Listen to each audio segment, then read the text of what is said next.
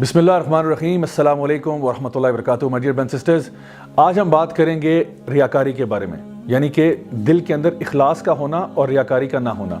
نبی کریم صلی اللہ علیہ وسلم کی حدیث ہے ابن ماجہ کی، جہاں پہ آپ نے صحابہ کو یہ بات ارشاد فرمائی کہ کیا میں تمہیں اس چیز کے بارے میں نہ بتاؤں جس کا ڈر مجھے تم سے دجال کے فتنے سے بھی زیادہ ہے؟ تو صحابہ نے فرمایا یا رسول اللہ ضرور بتائیے۔ تو آپ نے کہا یہ وہ چھپا ہوا شرک ہے، یعنی کہ جب ایک انسان نماز کے لیے کھڑا ہوتا ہے اور پھر اپنی نماز کو خوبصورت بنا لیتا ہے صرف اس لیے کیونکہ وہ چاہتا ہے کہ لوگ اس کو اچھا سمجھیں۔ اللہ سبحانہ تعالیٰ قرآن مجید میں ارشاد فرماتے ہیں ایسے لوگوں کے بارے میں، الذین ھم عن صلاتہم ساہون الذین ھم یراؤون، یعنی یہ وہ لوگ ہیں جو کہ لیزینس سے نماز کی طرف جاتے ہیں اور دکھاوے کی نمازیں پڑھتے ہیں۔ تو my dear brothers and sisters, اصل میں ریاکاری ہے کیا؟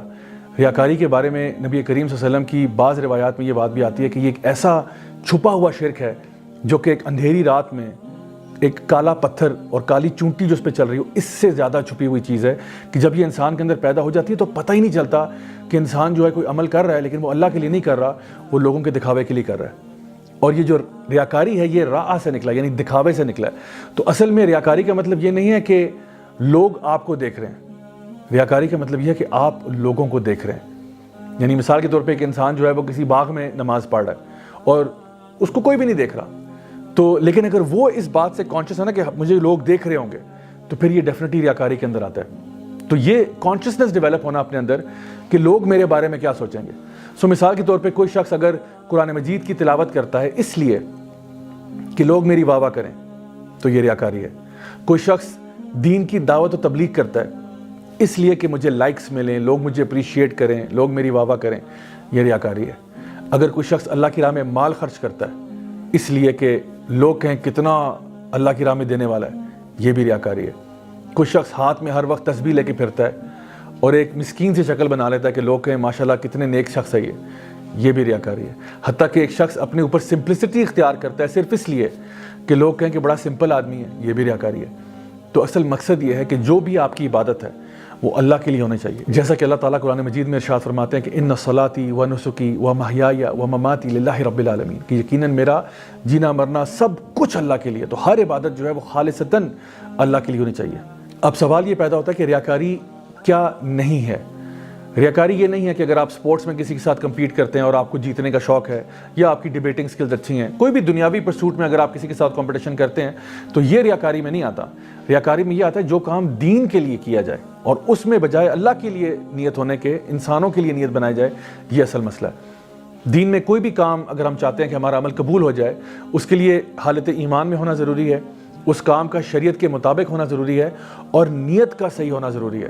جیسا کہ حدیث میں آتا ہے، صحیح بخاری کی پہلی حدیث ہے، انما الاعمال بالنیات، اعمال کا دار و مدار جو ہے وہ نیت پر ہے۔ تو آپ کی نیت کا ٹھیک ہونا بھی بہت ضروری ہے اور عمل کا صحیح ہونا بھی بہت ضروری ہے۔ یعنی اگر نیت ٹھیک ہے عمل خراب ہے تب بھی مسئلہ، اگر عمل ٹھیک ہے نیت خراب ہے تب بھی مسئلہ۔ تو اس لیے نیت بھی ٹھیک ہوگی خالص اللہ کے لیے اور عمل جو آپ کر رہے ہیں وہ بھی شریعت کے مطابق ہونا چاہیے، تب جا کے اعمال جو ہیں وہ اللہ کی بارگاہ میں قبول ہو جاتے ہیں۔ اب سائنس کیا ہیں، یعنی کہ ایک انسان کو کیسے معلوم ہو کہ میرے اندر ریاکاری آ رہی ہے؟ دو سائنس آپ کو بتاتا ہوں۔ ایک تو یہ کہ جب انسان اکیلا ہو تو نیک اعمال کرنے میں لیزی ہو جائے، یعنی laziness and lack of action when you are alone۔ اور جب کمپنی میں ہوتے ہیں لوگوں کی تو پھر ایک دم سے موٹیویشن ہو جاتی ہے کہ جی اب تو نیک کام کرنے چاہیے کیونکہ لوگ سارے آ گئے نا بیچ میں۔ دوسری چیز کیا ہے کہ اپنے نیک ایکشنز کو انکریز کر دینا جب آپ کی تعریف کی جا رہی ہے، اور جب آپ کی تعریف نہیں ہو رہی تو آپ نیکیاں چھوڑ دیتے ہیں۔ اس کا مطلب یہ ہوا کہ آپ نیکی جو تھا وہ تعریف کے لیے کر رہے تھے۔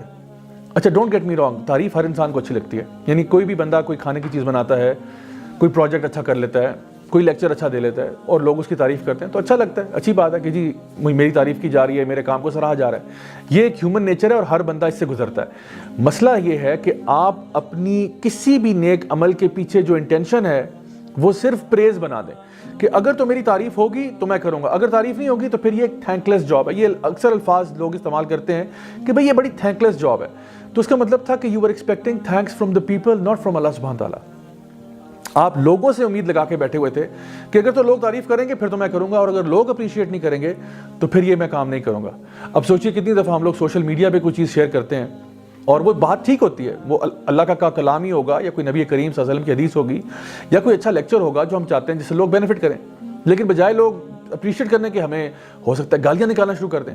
اب سوچیں ایک بندہ ڈی موٹیویٹ ہو رہا ہے اس چیز پہ کہ جی میں نے شیئر کیا تھا, مجھے چونکہ اپریشیٹ نہیں کیا گیا, لائکس نہیں ملے, الٹا لوگوں نے ہیٹ کیا, تو میں یہ کام ہی چھوڑ دیتا ہوں, مجھے کرنا ہی نہیں چاہیے.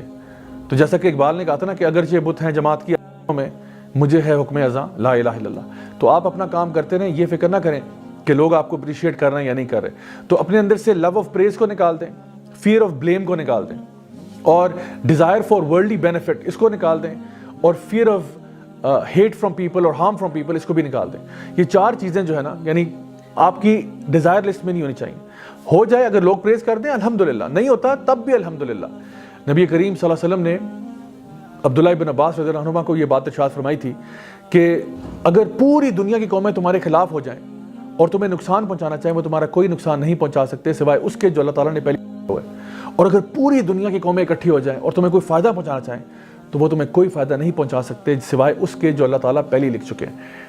اس لیے انسان کو نا لوگوں سے بے نیاز ہو جانا چاہیے کہ میں لوگوں کے بارے میں کنسرن نہیں ہوں, ایز لانگ ایز اللہ میرے سے راضی ہے. ہمارے علماء کہا کرتے تھے کہ اخلاص کا مطلب یہ ہے کہ آپ لوگوں کے اوپینین کو نا بچوں کے اوپینین جیسا سمجھیں, یا چونٹیوں یا چھوٹے جانور کے اوپینین جیسا سمجھیں. یہ آپ کو اہمیت دینی چاہیے کہ لوگ کیا کہیں گے اس کو. اگر کام ٹھیک ہے, اللہ کی شریعت کے مطابق ہے اور نیک بات ہے تو آپ بالکل کریں, لوگوں سے کریں, ہاں اچھے انداز میں کریں, احسن طریقے سے کریں, لیکن کبھی بھی حق بات کو چھپانا یا نیکی کو چھوڑنا اس وجہ سے کہ جی لوگ کہیں مائنڈ نہ کر جائیں, یہ نہیں ہونا چاہیے. تو شیطان کے 2 ٹریپس میں آج آپ کو بتا رہا ہوں. ایک ٹریپ یہ ہے کہ انسان ریاکاری اپنے عمل میں لے آئے, یعنی نیک اعمال کے پیچھے ریاکاری کو لے آئے. یا پھر شیطان کا ایک اور ٹریپ یہ ہے کہ وہ آپ سے نیک عمل نہیں کرواتا اس ڈر سے کہ کہیں ریاکاری نہ ہو جائے. یعنی ایک انسان جو ہے وہ دعوت کرنا چاہتا ہے, اللہ کے دین کی بات پھیلانا چاہتا ہے, اس کو پتہ ہے کہ اللہ تعالیٰ قرآن مجید میں ارشاد فرماتے ہیں کہ کنتم خیر امۃ اخرجت للناس تأمرون بالمعروف وتنہون عن المنکر وتؤمنون باللہ, کہ تم بہترین امت ہو جو لوگوں کے لیے بھیجے گئے اس لیے کیونکہ تم عمل بالمعروف کرتے ہو, نیکی کا حکم دیتے ہو اور برائی سے روکتے ہو. تو اب وہ نیکی کا حکم نہیں دینا چاہ رہا کیونکہ اس کو ڈر یہ کہ کہیں یہ ریاکاری میں نہ آ جائے. تو my dear brothers and sisters, آپ کبھی بھی اس ٹریپ میں نہ پھنسیے گا. آپ ضرور نیک کام کریں, ہمیشہ نیک کام کریں, ضرور کریں, ضرور کریں, بس اپنی نیت کو ٹھیک کر لیں. تھوڑی دیر کے لیے سوچئے, کانشیسلی سوچئے کہ کیا یہ کام میں اللہ کے لیے کر رہا ہوں یا کیا یہ کام میں کسی اور وجہ سے کر رہا ہوں کہ لوگوں کی اوپینین کی وجہ سے, یا کوئی اور اس میں ایسپیکٹ بیچ میں داخل ہو گیا. تو اپنے دین کو اللہ کے لیے خالص رکھنا یہ بہت ضروری ہے. ایک قسم کی ریا جو کہ بہت ضروری ہے وہ یہ ہے کہ اگر کوئی شخص آپ سے یہ پوچھے کہ آپ نے فلاں فلاں گناہ کیا ہے تو اس کیس میں آپ آرام سے کہہ دیں کہ نہیں کیا, کیونکہ اپنے گناہوں کو ایڈورٹائز کرنا یہ دین کی روح کے خلاف ہے. تو اگر کوئی شخص آپ سے پوچھتا ہے کہ کیا آپ سگریٹ پیتے ہیں, اور اگر آپ پیتے بھی ہیں تو پھر آپ کو کہنا چاہیے کہ نہیں پیتا, ٹھیک ہے. یا کوئی اگر آپ سے یہ کہتا ہے کہ جی میں آپ فلاں فلاں گناہ کر چکے ہیں, تو آپ کہیں میں نہیں کرتا, کیونکہ یہ دین کا اصل یہ ہے کہ آپ گناہوں کو پروپیگیٹ نہ کریں. تو آپ اس لیے اس کو یہ نہیں کہہ رہے کیونکہ آپ بڑا ہولی بننا چاہ رہے ہیں یا بڑا ایک پائس پرسیپشن کریٹ کرنا چاہ رہے ہیں, اس وجہ سے نہیں. آپ اس لیے کر رہے ہیں کیونکہ اگر آپ گناہوں کو ایڈورٹائز شروع کر دیں گے تو کیا ہوگا کہ معاشرے کے اندر گناہ پھیلنا شروع ہو جائے گا, اور لوگ سمجھیں گے کہ بڑی نارمل سی بات ہے, ہر بندہ یہ گناہ کر رہا ہے. تو ہمیں اپنے گناہوں پر پردے ڈالنے ہیں, کیونکہ جو شخص اپنے گناہوں پہ پردے ڈالتا ہے اللہ تعالیٰ بھی پھر اس کے گناہوں کے اوپر پردے ڈال دیتا ہے. آخر میں آپ کو ایک دعا سکھاتا ہوں جو کہ نبی کریم صلی اللہ علیہ وسلم نے صحابہ کو سکھائی. مسند امام احمد میں یہ آتی ہے, اور یہ دعا ایسی ہے کہ ہر قسم کے چھوٹے بڑے شرک سے بچنے کے لیے.